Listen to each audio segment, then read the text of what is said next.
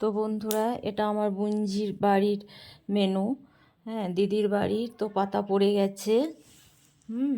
পাতা পড়ে গেছে। তারপর দিল কি বলবো, পনির স্যাটেন,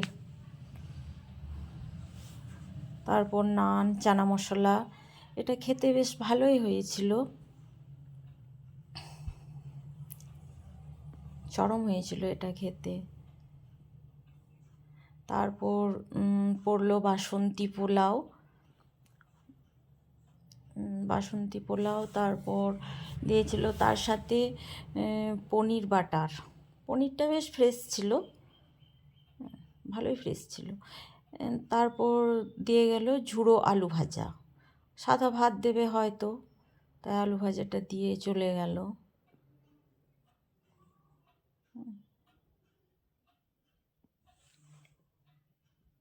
হ্যাঁ, এই যে বলতে বলতে সাদা ভাত চলে এসেছে আমাদের প্লেটে।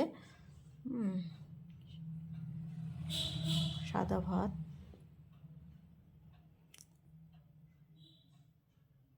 তারপর দিয়ে গেল পোস্ত। তো ডাল দিয়ে গেছিলো বন্ধুরা, তো আমি ডাল খাই না, আমি শুকনো শুকনো ভাত খেতেই ভালোবাসি। আমার শাশুড়ি মাও খেতে ভালোবাসতেন শুকনো ভাত, আমিও খাই। তারপর পড়ে গেল মটন কষা। মটনটা খেতে বেশ ভালোই হয়েছিল এবং সেদ্ধও ভালো হয়েছিল। মটনটা একদম ফ্রেশ ছিল, হ্যাঁ, আর সেদ্ধটা খুব ফাইন হয়েছিল। সেদ্ধ নালি পিস পড়েছিল, কিন্তু ভিতরে কিছু ছিল না, বেরিয়ে গেছে ভিতরের। তারপর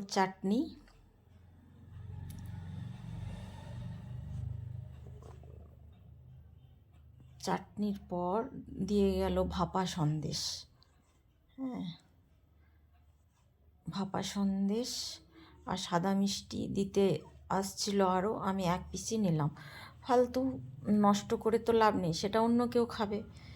এঁঠো পাতে পড়ে থাকার থেকে ভালো আমি এক পিসই নিয়েছিলাম। তারপর পড়ে গিয়েছিল পাঁপড়।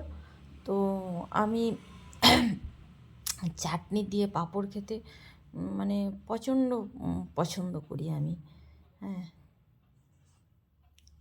পাশে আমার হাজব্যান্ড, আমার ছেলে খাচ্ছে, আর চাটনি দিয়ে পাঁপড় খেতে কিন্তু আমার খুব ভালো লাগে।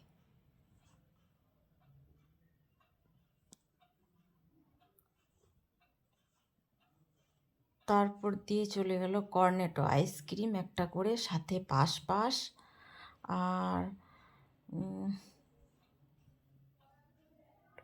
গরম জল দিচ্ছিল, আর সাথে একটা করে ওই কি ট্যাবলেটের মতো সাদা সাদা গোল গোল দিচ্ছিল, গরম জলে চুবিয়ে নিলে একটা রুমালের রূপ নিয়ে নিচ্ছিল। মানে গরম জলে চুবালেই